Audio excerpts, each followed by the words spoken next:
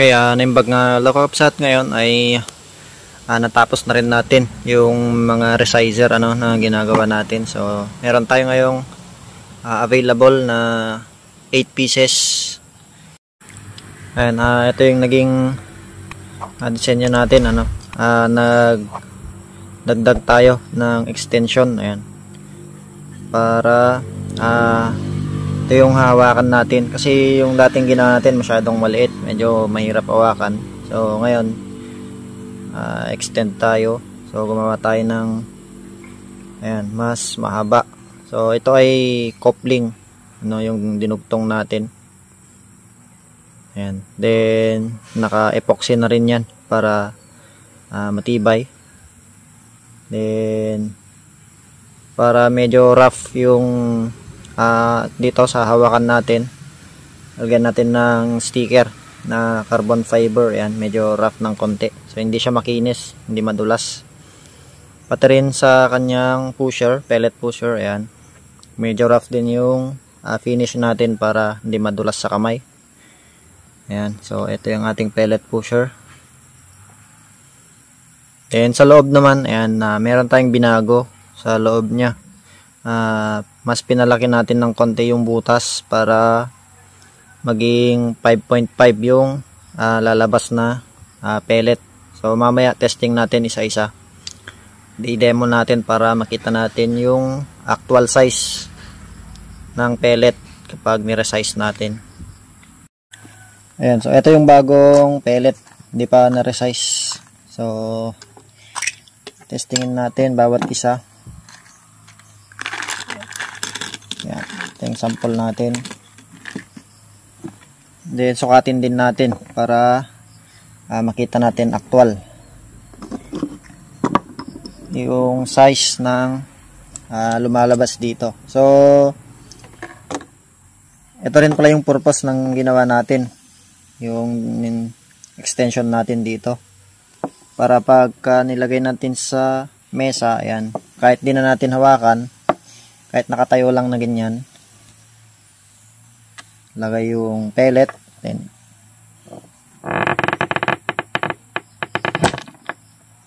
ayan. So kahit hindi mo muna kunin yung nasa loob, ayan, dire-diretso hanggang sa mapuno.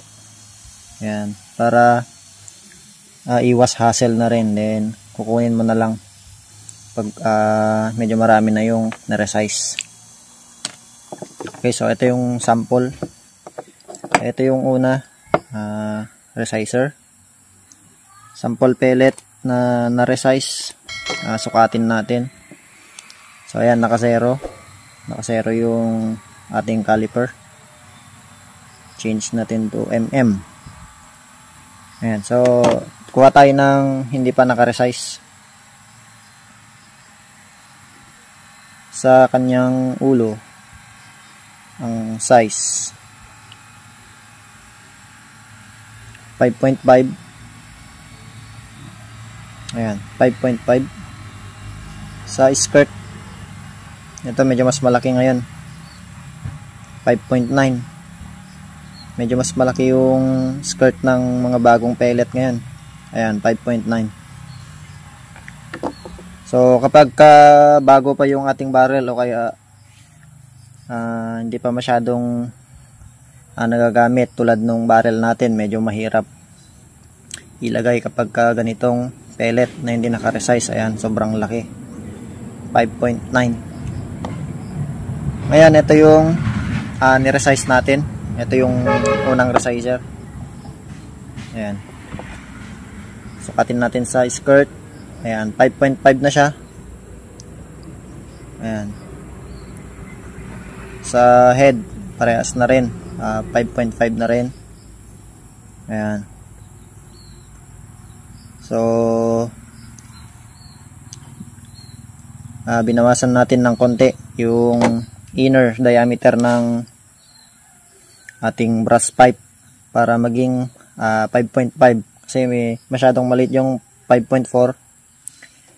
Baka may mga ibang barrel yan na baka mahulog yung 5.4 kasi sobrang liit. So ito na siya ngayon, 5.5, eksaktong 5.5 yung lumalabas na pellet. So natapos na tayo sa isa. Next naman, ayan, so parehas pa rin, ayan, ganyan pa rin yung design natin. So subukan natin ulit resize. So ito yung naging design natin. Ayan, papasok yung pellet hanggang sa loob para pag tinulak natin ay hindi siya tatabingi. Ayan, so fit na fit.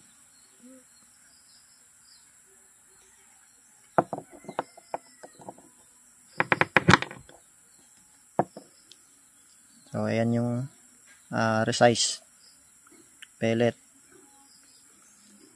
Ngayon sukatin natin 5.5 sa kanyang skirt. 5.5. Ayan, 5.5 na siya.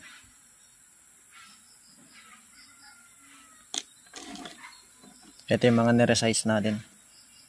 Ito yung bagong pellet na hindi pa na-resize. So next tayo ng isa.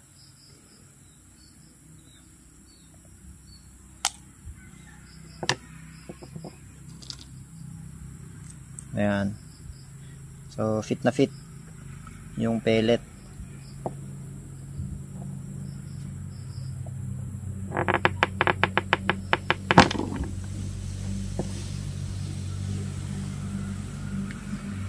Okay, so sukatin ulit natin.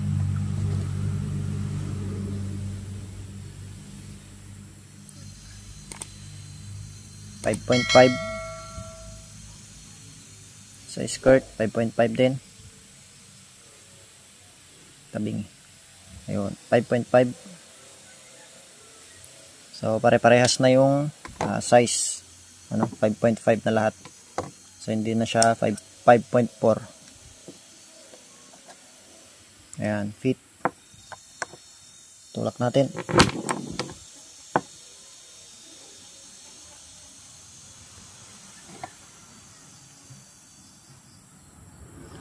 .5 sa skirt, 5.5. Ayan.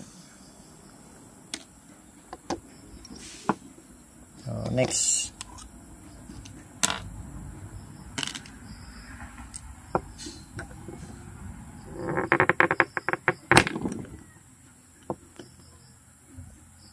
so medyo mahirap lang siyang itulak dahil hindi natin naibabad ng oil yung ating pellet. So mas maganda pag nakababad ng kahit konti lang para mas madali natin siyang i-resize. Ayan, 5.5.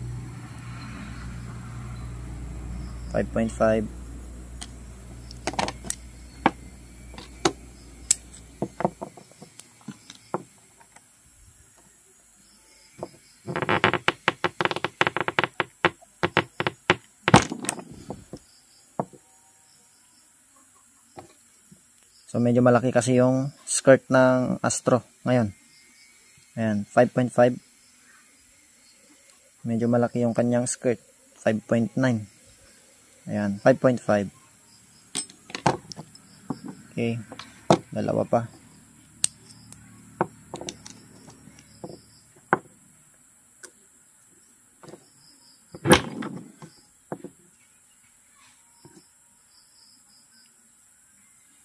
Ayan, 5.5. So hindi siya adjustable, isang size lang talaga yung lumalabas. 5.5. So mura lang naman natin siya ibebenta, budget meal, dahil DIY lang naman to. Then wag din tayo mag-expect sana na pulido yung pagkagawa, kasi nga DIY, wala tayong machine. So hindi naman CNC made, handmade lang siya. So marami pa ring hindi ganun kapulido, pero ayan, functional naman. Ayan. Pang budget meal lang na pellet resizer.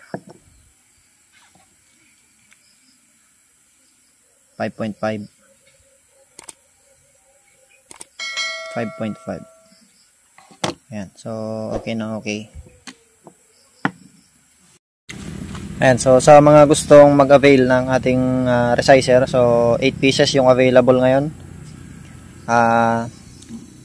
I-PM nyo na lang ako sa ating Facebook page. So, i-flash natin dito sa ating screen. Ayan. So, paki-like and follow na rin. So, PM lang po sa mga gustong mag-avail. So, budget friendly, budget meal. Wala pang 500 pesos, wala pang 400 pesos. Ayan, murang-mura na. So, DIY natin. Ayan, so maraming salamat.